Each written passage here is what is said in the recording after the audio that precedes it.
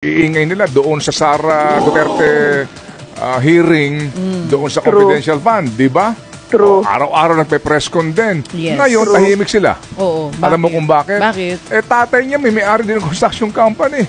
Oh, sino yan? Bulong mo Kapatid sa niya, akin nandun, yan. nasa listahan ngayon. Oo nga eh. Kaya ngayon, invisible sila.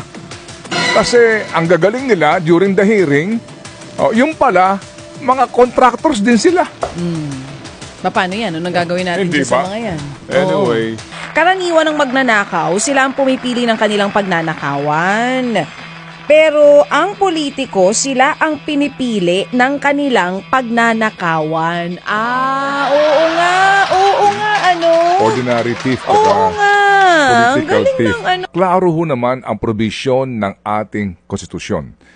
Klaro din po yung kaakibat ng mga batas. Pero bakit nga po, di ba, patuloy po itong nilalabag at wala silang takot? I think ito ngayon ang magandang pagkakataon na purgahin natin ang both houses of Congress muna. Ilan po ang mga kongresista na sangkot dito sa ganito pong skandalo ito?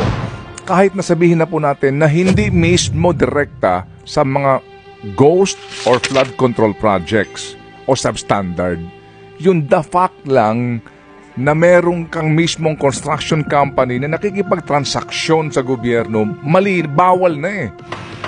Ngayon kasi po, maganda rin natin subukan ang good faith ng kasalukuyang kongreso, both houses, kasi pwede bang magkaroon ng separate din na lupon sa ombudsman ng DOJ na mag-iimbestiga para isa-isahin ang lahat ng kongresista?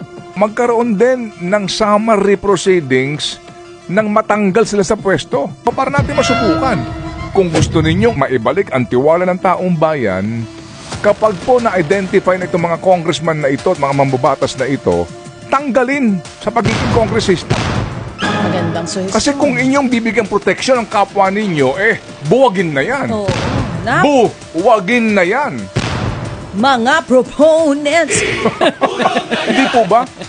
Oo, may point. Ano yan, kapag meron bang ruling, halimbawang ombudsman na, ikaw na congressman ka, ay lumabag ka sa probisyon ng saligang batas tungkol po sa aking binanggit kanina at ilang pang batas.